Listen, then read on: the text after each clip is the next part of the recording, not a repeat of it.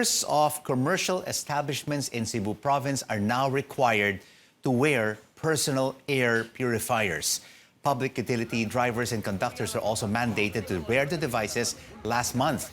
That's despite the health department already pointing out that these offer no protection against COVID-19 and could lead to a false sense of security. Let's filter out the myths and facts about air purifiers with Chemist and CEO of Qualibet Testing Services, Pinky Tobiano. Pinky, thank you so much for joining us. Tell us, wearing these personal air purifiers around your neck, we see a lot of them, a lot of people wearing them in public. Is this effective in preventing us from getting COVID-19?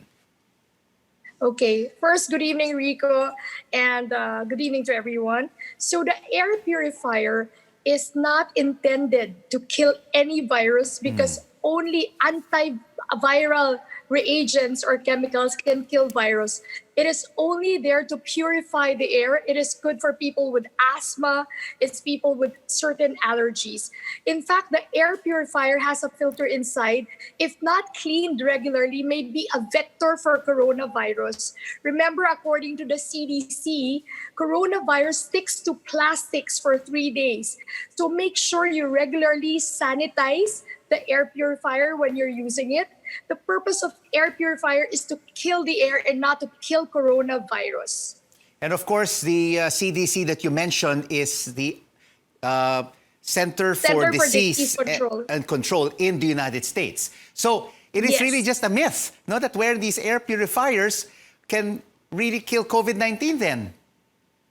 Yes, only antiviral chemicals or substances can kill coronavirus or any viruses. As the name indicates, it's an air purifier. It never says it is an air virus killer. So there's a fine line of difference. What about,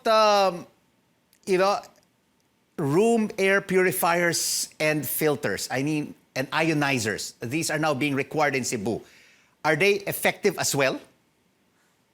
Okay, the purpose of ionizers is still to clean the air.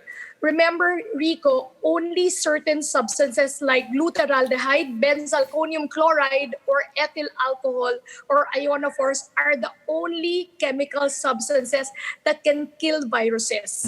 So these are non-chemical substances. They can clean the air, as the name itself describes it. So it is not a guarantee that it can kill coronavirus. In fact, you need to be sure that you need to sanitize these air purifiers because they can be vectors of COVID if not cleaned well.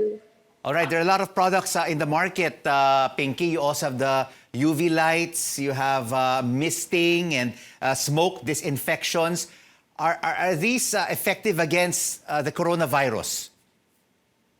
It depends. UV can kill coronavirus for as long, once you UV a room na merong COVID, it is effective.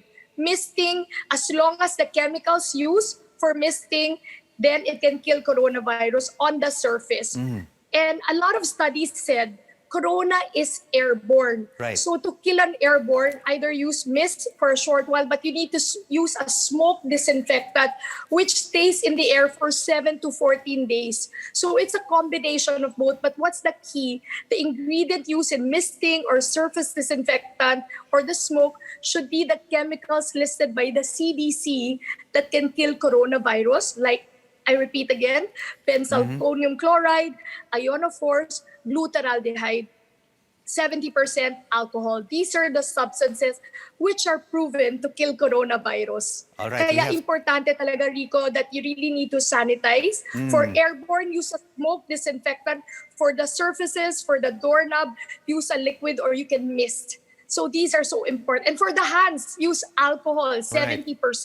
Yes. Okay, so we have to remember those chemicals mentioned by Pinky. And of course, nasal sprays. The FDA has warned about nasal sprays, saying they do not prevent COVID-19 infections. What is your take on this?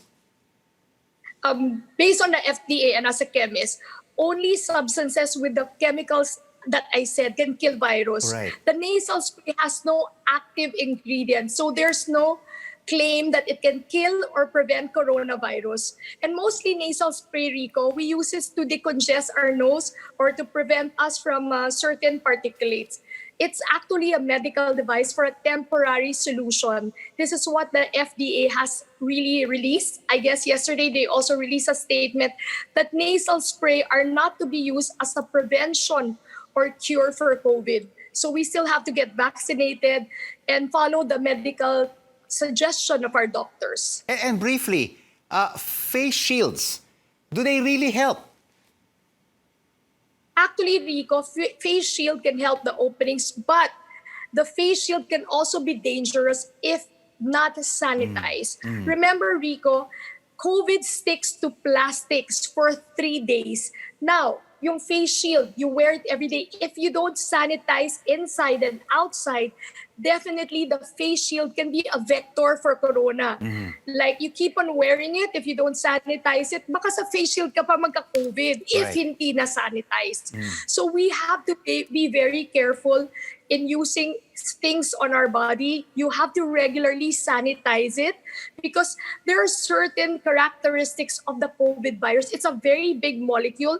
It sticks to surfaces for a long time. So we need to sanitize it very well, Rico. Thank you so much for all this important information that you've shared with us. Chemist Pinky Tobiano.